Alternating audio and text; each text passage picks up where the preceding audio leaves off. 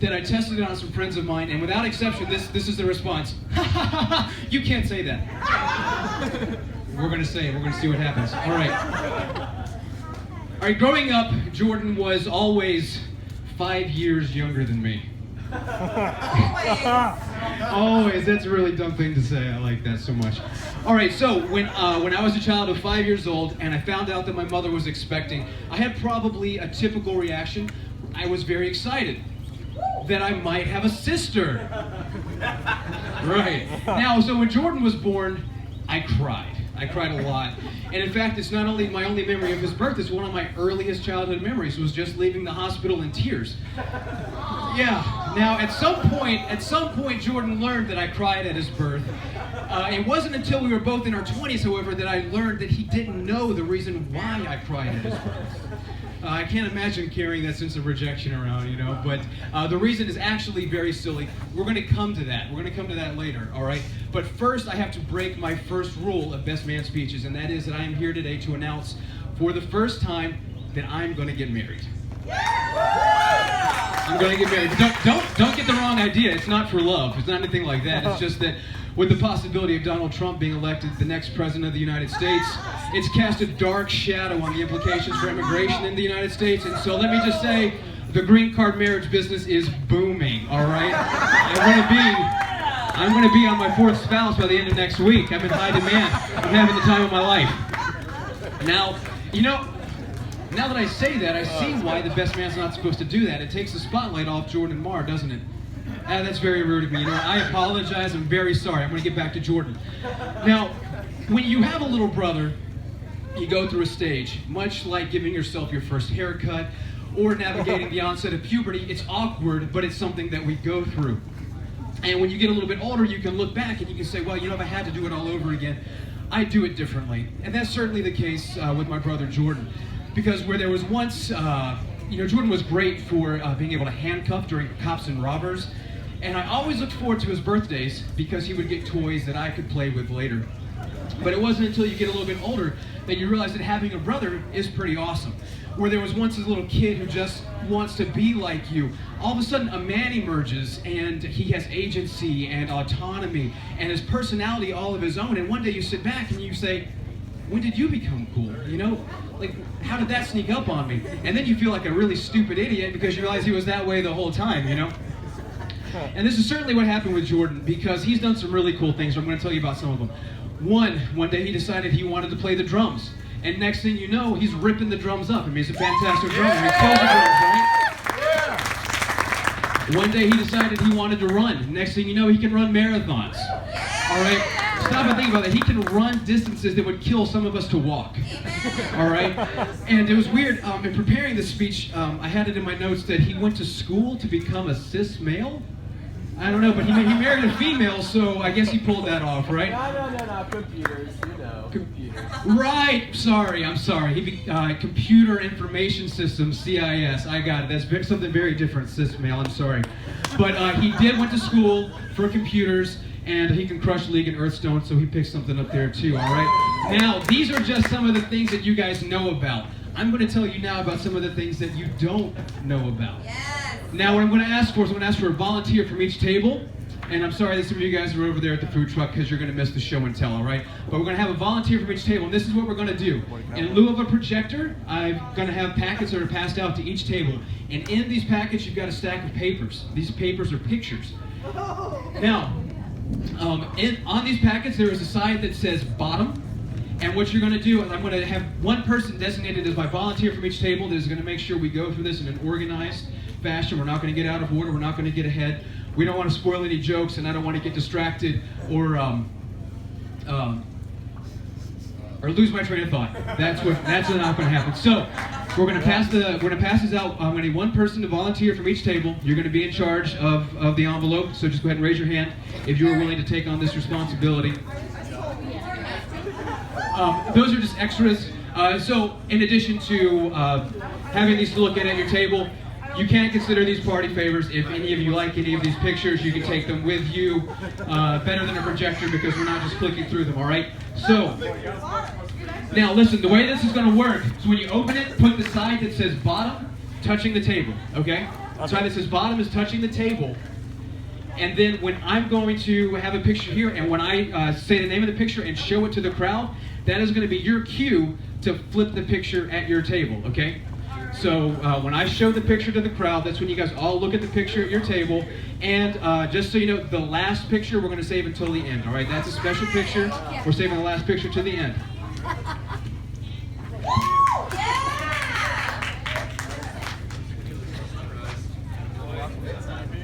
Yeah, definitely. All right, so what a lot of you guys don't know about Jordan is that he's actually had a very colorful and storied career in the entertainment industry, all right? So, to get started, what you don't know is that he did some work in the Lord of the Rings series, actually. He starred as the character Gimli, son of Groin. Gimli, son of Groin. And they call it, he did some beard doubling. They call it BD work in the industry. He did some BDing for Gandalf. And some work for Gandalf. All right.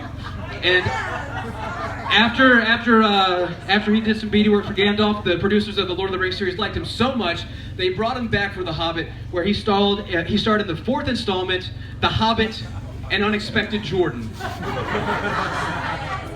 All right. From there, he wasn't done with his fantasy fiction work yet.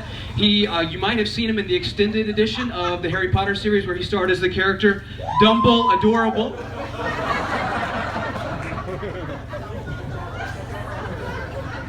And then he was picked up by HBO to do some work in Game of Thrones, where he played King Broathian.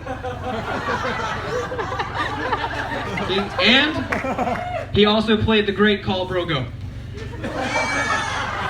Khal Drogo. All right, and you know, I broke the first rule of Best Man speeches already. I broke the second because I talked about the politics a little bit. Now we're gonna get, you know, he started some National Lampoon's movies. The titles are a little raunchy. I didn't make it up. I swear to you, I didn't make it up. He starred in Braveheart. National Lampoon's Braveheart. He also starred in National Lampoon's Rasputin.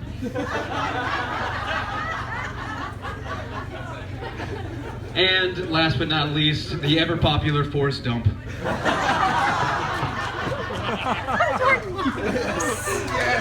Yes! And this, of course, was not the last time that he played a character that had been originally played by Tom Hanks. He also might have seen him in Castaway, When Harry Met Wilson. And he reprised his character, Harry, for the family classic, Very Harry and the Hendersons. All right. From there, I'm very excited to announce this one. I actually had to smuggle this photograph out of George Lucas's personal vaults, because this is a never-before-seen episode 3.5 of Star Wars, where Jordan and I co-starred together as Chewie and Han Brolo.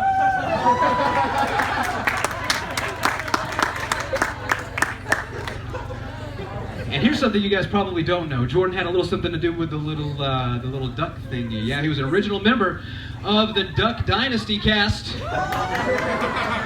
But here's where things get weird.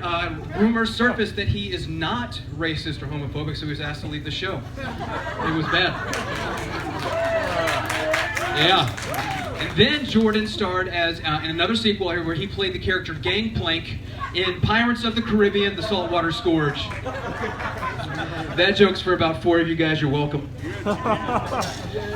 Jordan also played a very famous character in The Hangover before he was recast by Zach Galifianakis. Apparently Zach went to the producers. He said, listen, I consider this role being a one-man wolf pack, not a one-man wolf man, as you currently have it cast. Jordan also parted the Red Sea as none other than the great Roses.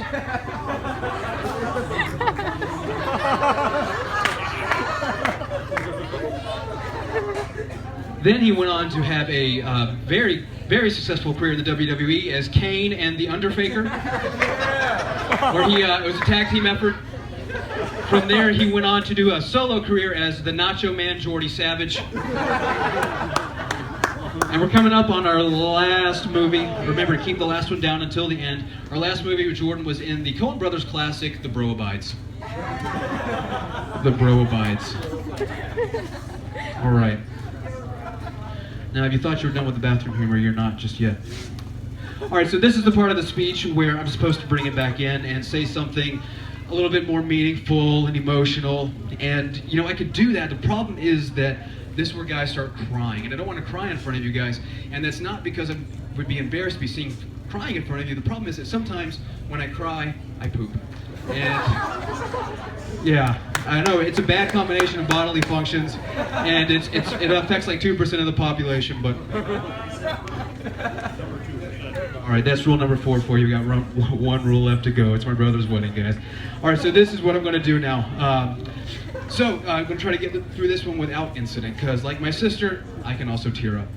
So 2 Christmases ago, as we had the case, had been the case for many years, my brother and I were sharing a hotel room.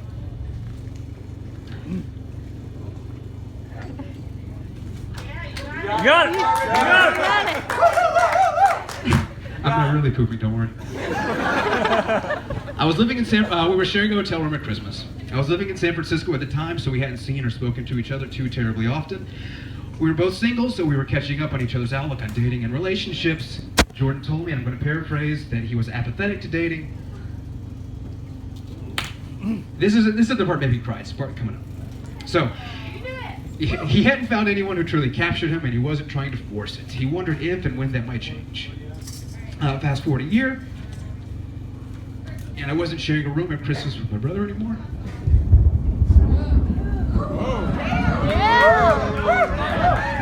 Yeah. All right, so Jordan had found Mar, and he was different. We all saw it. We all knew it. Mar brought out something in Jordan I'd never seen before, and I knew that it was special.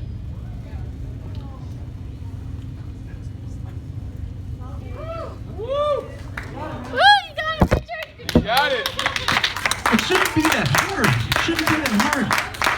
So, I love knowing that Jordan has someone in his life that he loves the way he loves Mar. It's made him a better person, and I can see that he's happy. So I need to say thank you to my new sister, Mar, for helping Jordan become someone that he's happier being.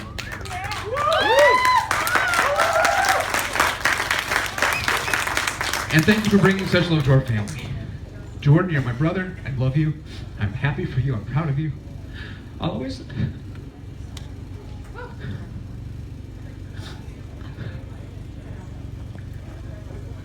be here for you if you need anything. Not just as your big brother, but as your friend.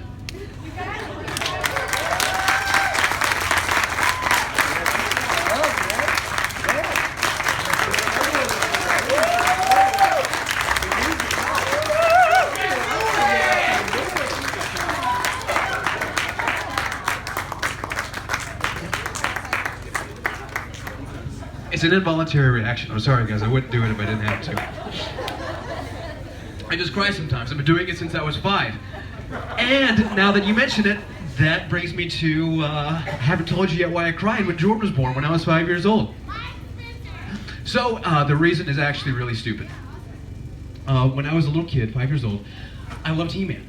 I loved He-Man more than anything. I was a huge He-Man fan, and I had every toy. And I had every toy. Also had the She-Ra toys, because She-Ra toys would be the girlfriends to my He-Man. But I thought that She-Ra was like a girl's toy. You know, you remember She-Ra, right? The Princess of Power. She was like He-Man's sister in her own little series. So I thought I was playing with girls' toys, and whenever I would go through the line at Toys R Us with my mom, I would be really embarrassed of, oh, you know, what's the cashier going to think I've got a girl's toy? And then I thought, oh, if I have a sister, I could play with her She-Ra toys, and I wouldn't have to deal with this humiliation anymore, right? And so then, when I found out Jordan was born, I was upset because he would never have any She-Ra toys for me to play with, and this is why I cried. Now, I got to break my last rule of best manning. Spoiler alert: it's a sex joke, but it's pretty tame. Even, you know, probably less racy than the belly dancing that already happened, so we're safe. So here it is. Jordan has the last laugh on, and ready to turn to the last picture here. He has the last laugh on that account because he's got a She-Ra all of his own.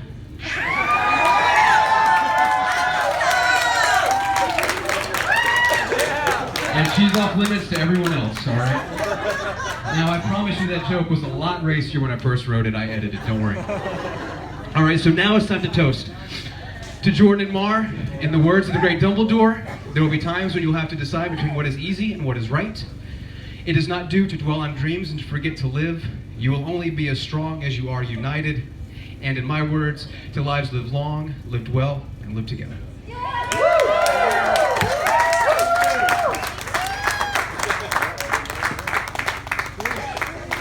Thank you so much.